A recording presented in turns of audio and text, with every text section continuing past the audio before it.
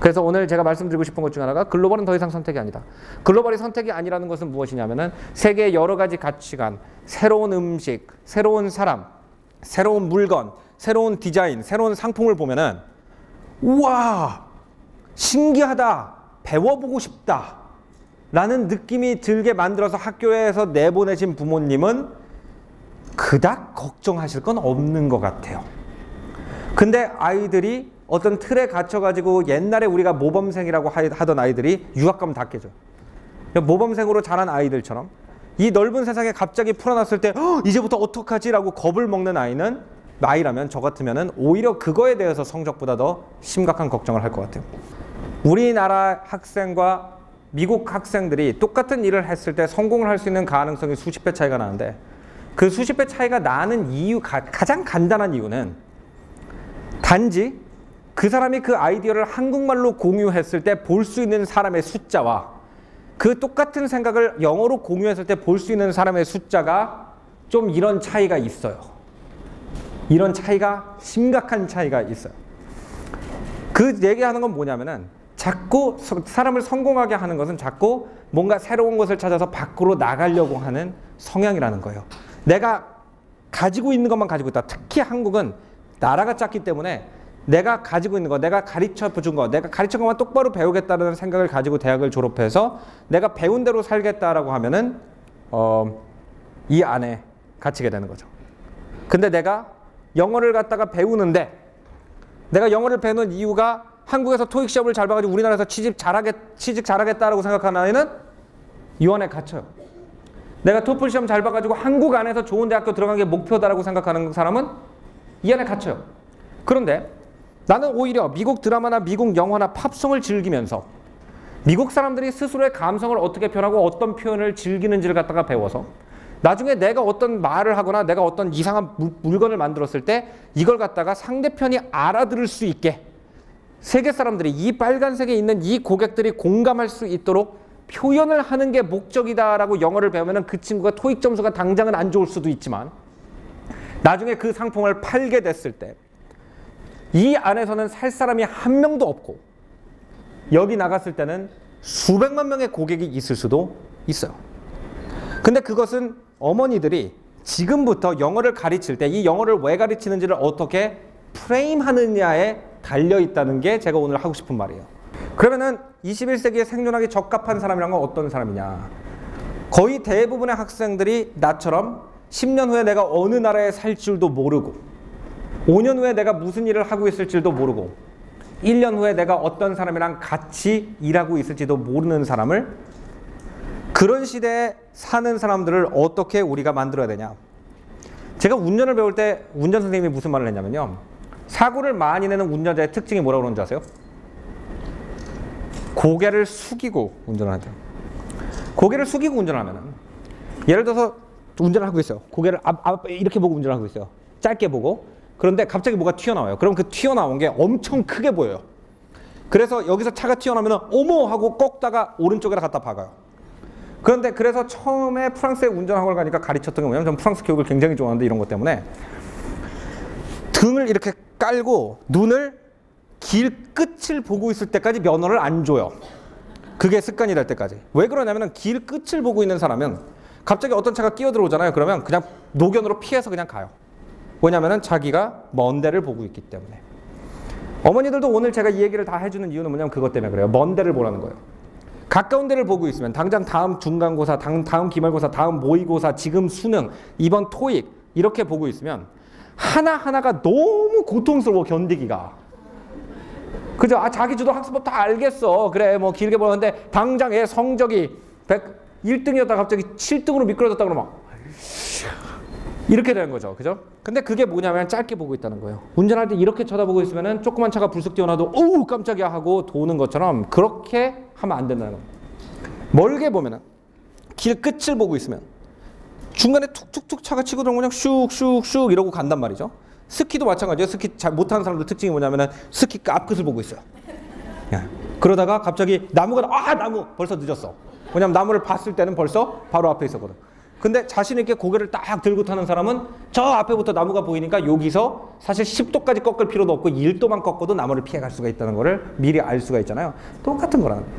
세상이 이렇게 돌아가는 걸 알고 아이를 장기적으로, 아이가 25살, 아까 25살이고 일단 해요. 모든 공부를 끝내고 25살 정도가 돼서 홀로 서기를 하고 있을 때, 해야 될 때 대략 어떻게, 사고방식이 어떻게 된 아이를 만들고 싶다라는 것만 알고 계시고 그 방향으로만 가고 있으면 크게 걱정을 안 한다면 자기 주도 학습법이 자동으로 되는 거 아니냐.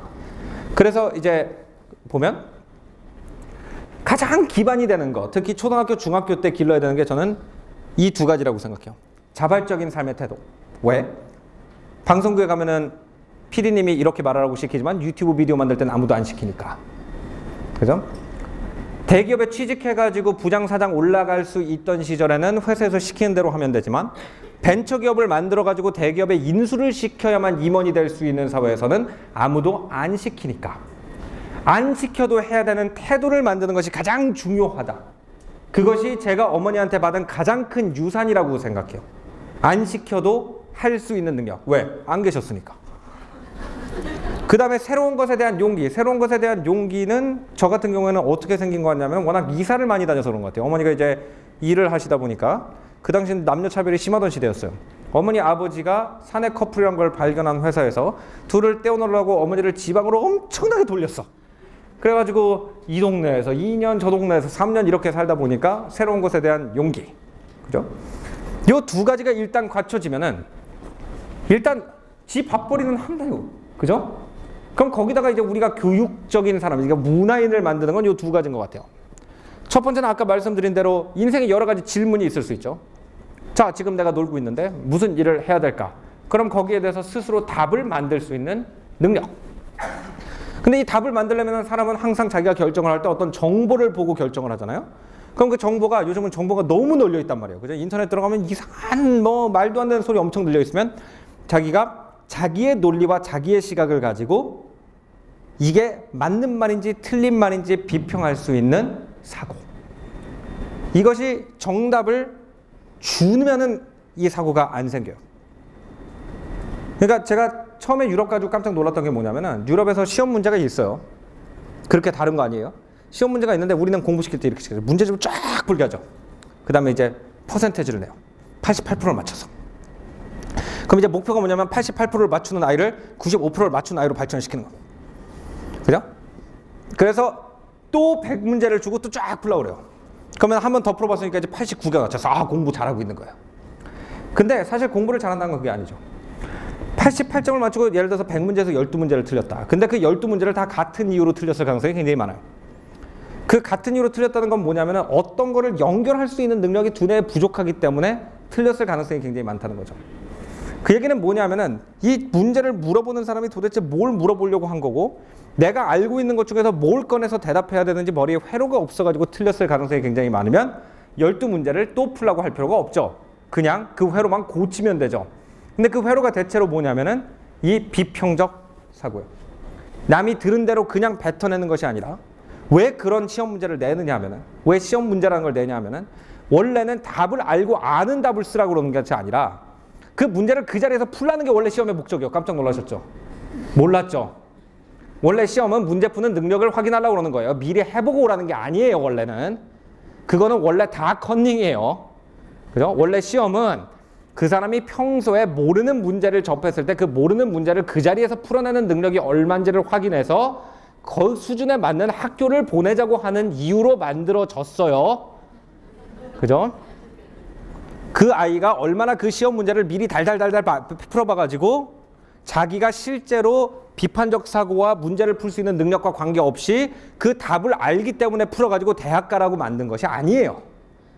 그래서 시험을 갖다가 정당하게 볼 수 있는 아이를 만드는 것도 목적 안에 들어갈 수가 있어요. 정당하게 본다는 것은 무엇이냐면 유형이고 뭐고 한 번도 안 본 문제를 풀 수 있어야 그게 지실력이에요. 대체로 이렇게 얘기하죠. 토익 시험이랑 시험 영어 그 점수랑 아무 관련 없다. 제 경험에는 영어를 잘하는 사람은 토익을 다 무조건 만점을 맞아요. 왜? 뻔해요. 굉장히 쉬운 시험이에요. 토익을 990점이 안 나오는 사람은 그냥 영어를 못하는 거예요. 영어는 중간 정도 잘하는 게 있을 수가 없어요. 그냥 들어가지고 틀리면 틀린 거고, 뭐 감이 이상한데 그럼 틀린 거고, 맞으면 맞는 거예요. 근데 제가 그 말씀을 왜 드린 거냐면, 그 능력이 안 되니까, 그냥 영어를 할 줄 모르니까 토익 공부라는 게 생겼다는 거예요. 근데 여기 어머니들이 다 추구해야 될 건 뭐냐면, 영어를 잘해서 그냥 회사에서 토익 봐 그러면은 뭐예요? 영어 시험이에요? 나 영어 잘하니까 괜찮겠네. 그러고 따로 공부 안 하고 가서 봤는데 토익이 그냥 990점이 나오는 아이를 길러야지. 토익을 봐야 된대. 그러니까 그때부터 토익 시험 공부를 해가지고 영어로는 무슨 말인지 전혀 모르겠는데 토익만 990점을 어떻게 만들어가지고 제출한 다음에 영어를 다 까먹는 사람을 만들면은 옛날에 조직에서 일을 만들어주는 시대는 괜찮았을 수 있지만 지금 자기가 일 만들어야 되는 시대에는 굉장히 오히려 큰일 날 수가 있다는 거예요. 그래서 제가 오늘 하고 싶은 말은 뭐냐면 궁극적인 목적, 어머니들이 진짜 하고 싶은 건 제가 생각할 때는 이런 아이들을 빚어내는 거예요. 이런 아이들을 빚어내기 위해서 수많은 도구가 있는데 그중에 공교육이라는 거, 학교라는 것은 그 많은 도구 중에 하나일 뿐이다.